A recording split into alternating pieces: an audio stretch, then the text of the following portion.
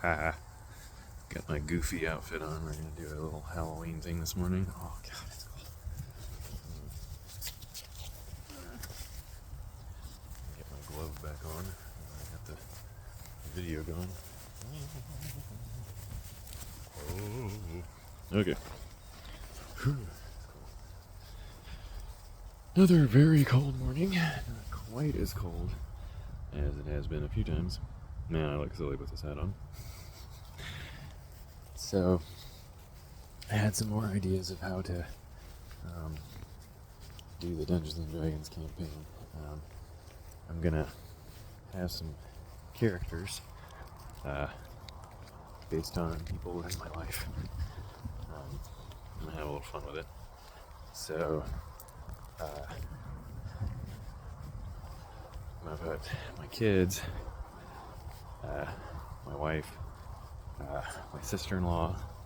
She is a restaurant owner, so I thought, well, she could be a tavern keeper in the campaign. That'd be fun. Her husband does construction. He's a contractor, so I thought he could be a dwarf. So that'd be funny. And maybe they come, across a rundown castle or something that he's renovating. That would be funny. Because he likes to do like traditional renovations of like older buildings and stuff. And so I figured that would be funny to make that his character. And then my niece has always loved animals, so I figured making her some kind of ranger, an animal companion, would be funny. But it would give me, again, like the people in my life that have had an impact on me would show up in the campaign as characters.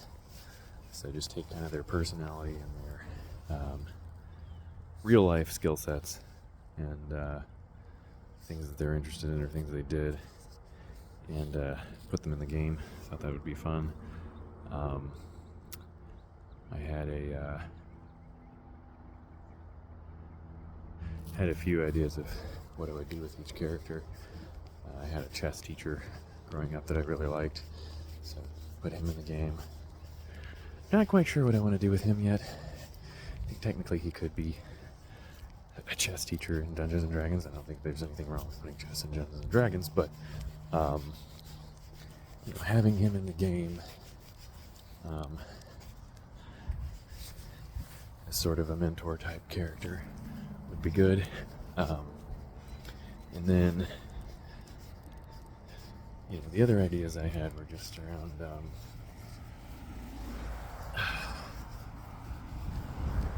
even people that I didn't like, bullies and stuff, make them evil characters in the game just for fun. They wouldn't know it was them. I wouldn't put anything identifying. I don't want to call anyone out, really. It's not the point of this. So, the good characters would, be obviously people that I respect and like. And then those characters, but again, cathartic for me, kind of get that out of my head so that I'm not, holding on to it anymore, and sort of a way to process what happened and move on from it. I thought that could be helpful to me to kind of dig up some stuff that I haven't thought about and bottled for a long time, because I'm a bottler.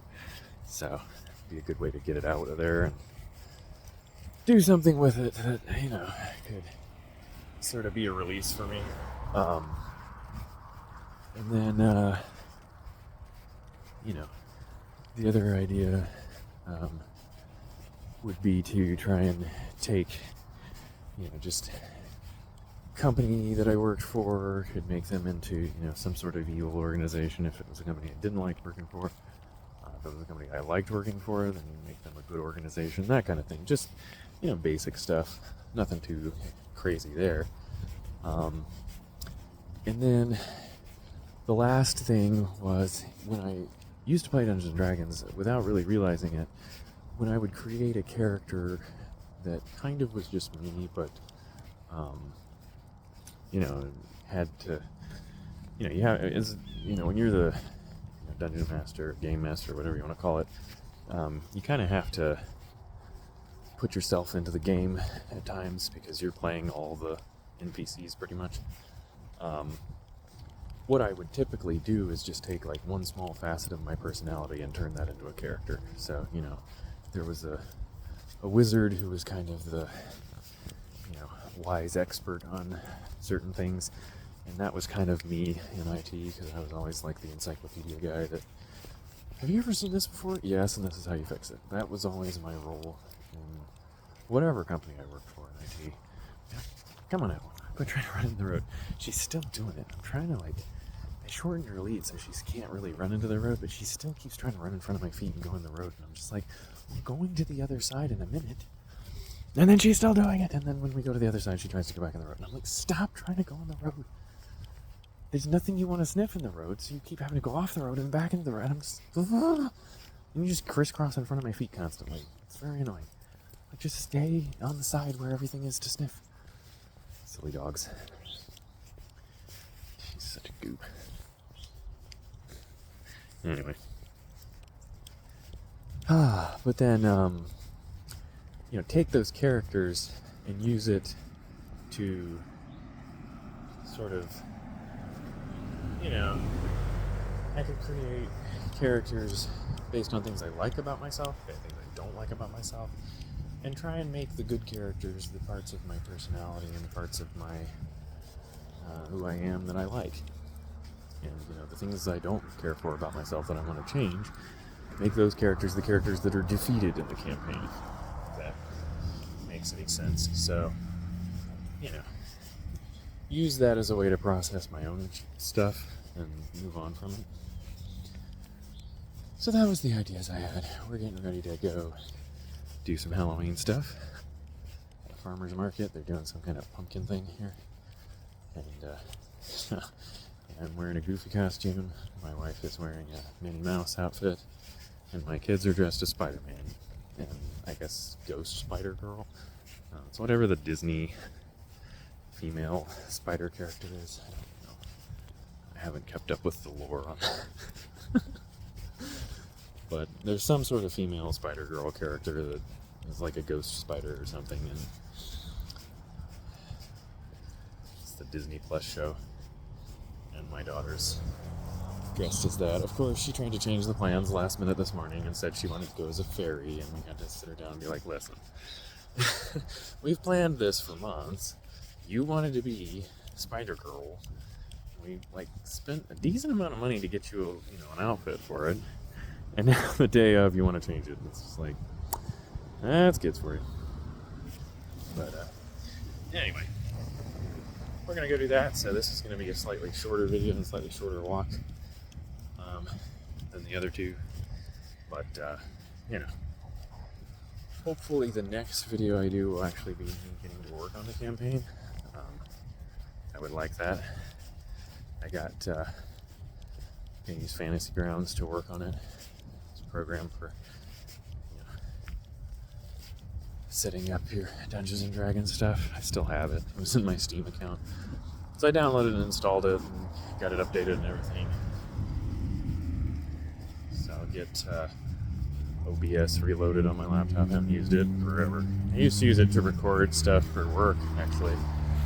I tried streaming for a little bit, but I just didn't have the internet, so streaming in 480p and on a sporadic schedule with kids just didn't ever work. So I'll just use it to record and put that video up and make that a new series. So the daily dog walk vlog will keep going, but once a week I'll upload a video for the creating the campaign, working on characters, all that jazz, and it should be fun. Anyway, that was mostly what I thought about last night and this morning, and so that's pretty much all I got for this video. Like I said, hopefully the next recording I do will be me actually getting to put some of this stuff not to paper, because it'll be in a program, but get it all jotted down so that it actually starts to materialize and turn into something real instead of just thoughts in my head. So, see you next time, guys. I'm gonna head inside here in a minute, and we'll be heading out to do some fun, silly Halloween stuff with the kids. This coming week, I will try to keep the daily videos going. It's going to be a little tricky just because we got to take my son to get an MRI on Wednesday, and we got to travel to do it. So they may be slightly different daily dog walking videos.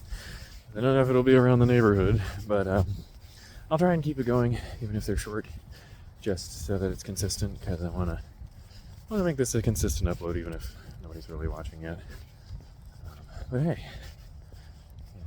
I keep it going, then maybe it'll pick up steam, and you can use that to figure out what to keep and what to not keep in the next video. But anyway, guys, see you next time.